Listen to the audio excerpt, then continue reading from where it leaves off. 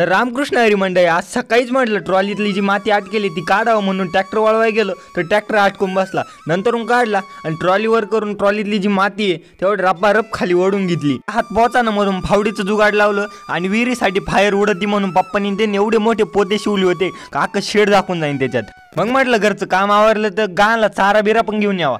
चारा आणाय गेलं तर मम्मीला पप्पानी तिकडं मका तोडायला लावली आणि मला खालच्या नळ्या गोळा करायला लावल्या. मग काय रपारप नळ्या गोळा केल्या, चारा बिला भरला आणि डायरेक्ट तिथून घरी आल्यानंतर आपल्या दुसऱ्या विहिरीच्या काड्याचं काम चालू आहे आणि 2-3 दिवसापासून मोटरीची लाईट नाही म्हणून तिथं पाणी पण नाही त्या काड्याला.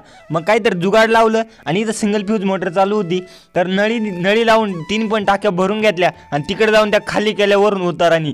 ते झाल्यानंतर कुणी हे पाहिले विहिरीचं कडं बनवताना अशी गावठी टेक्नॉलॉजी वापरित्या, पाईप लावत्या आणि वरून रपारप माल खाली सोडून द्या.